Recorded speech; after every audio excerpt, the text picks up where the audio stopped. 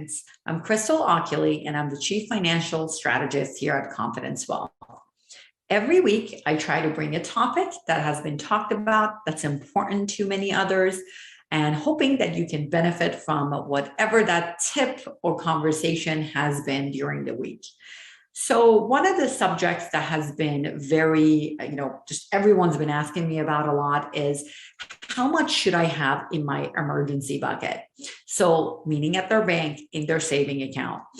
And it's so funny because I've noticed with emergency money, it's almost like insurance. People are either underinsured or overinsured, and they're not finding that right balance. What I mean by that is I see all of a sudden tons of cash sitting in bank accounts because of, in case there's an emergency or in case the market goes down.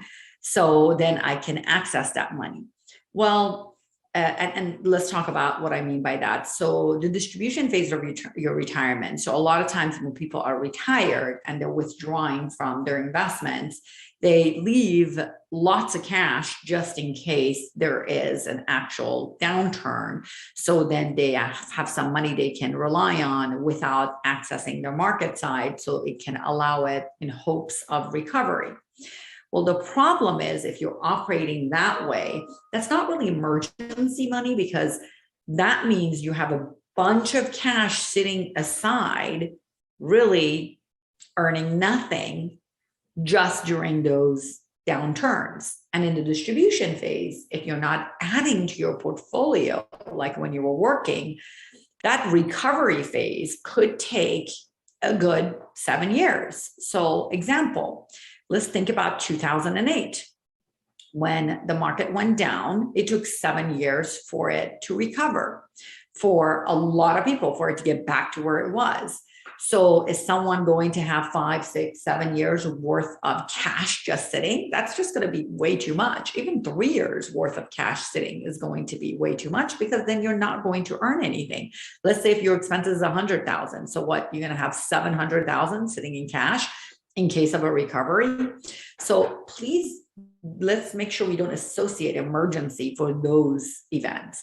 Emergency should be for what an emergency would be, where you don't access your portfolio at the wrong time for things that could go wrong. So during the working years, it could be when you lose your job. So what if you lose your job and it takes you 6 months to a year to get a new job? That is what an emergency would be for. And for everyone, that emergency dollar amount is going to be different.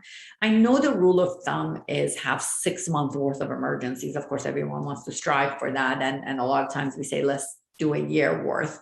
But you have to understand your cash flow to know what that emergency means. So for someone that may have few properties, emergency has to be for those properties as well. So what if there's not a renter for 6 months? What if there's not a renter for a year? Do you have emergency to cover that in addition to whatever else emergency that could come up?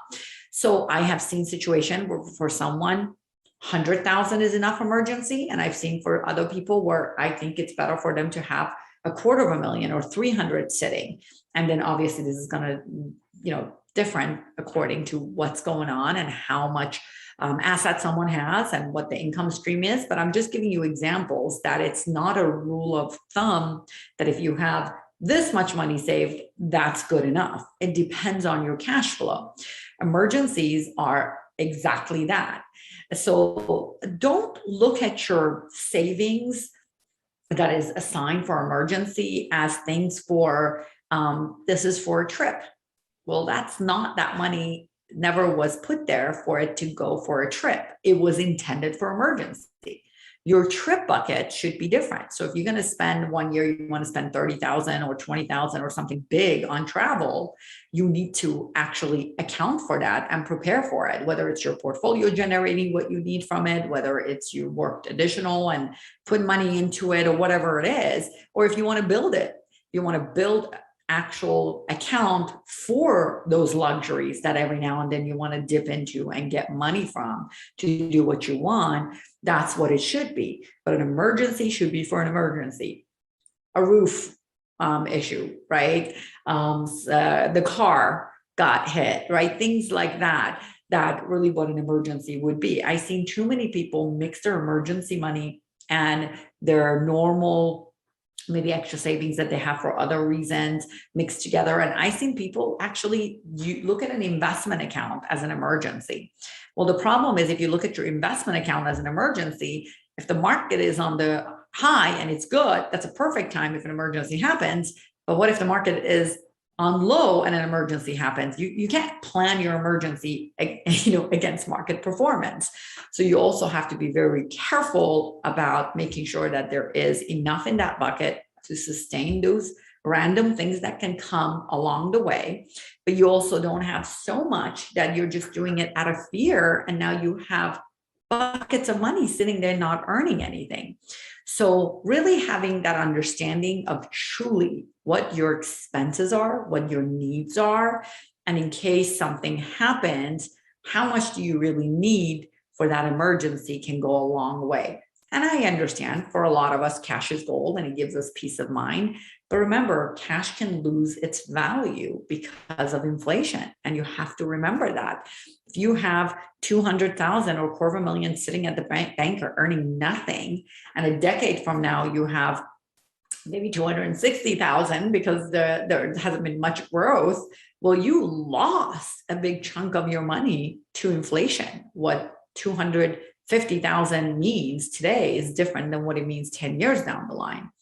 So again, I don't want you to overdo it. I don't want you to have like so little that if an emergency happens, you're in trouble. So having that balance is really important. Having tools that is going to help you understand what's going on with your cash flow and really balancing between what's coming in and what's going out is going to be extremely helpful to you. So clients, you have a site, you can utilize that. If you haven't done it, please do so, because that really gives you a great way to know what your expenses and cash flow looks like. For those of you who are watching this or friends of our clients, have a money diary. There's online versions, there is physical versions. If you're still pen to paper kind of a gal or a guy, you can also do that as well. But really understand what your expenses are so you can plan your emergency money accordingly. Sometimes simple things like this can go a long way. And during this exercise to find out what your expenses are, you know exactly what your emergency money needs to be. If you have any questions for me and you're thinking, what about my situation? I've got a few properties, or maybe you have a business, because that's going to be different, then please feel free to shoot out a message to me, even message me here or send me an email to askcrystal@icwm.com, and I'll be happy to address it. Have a great one.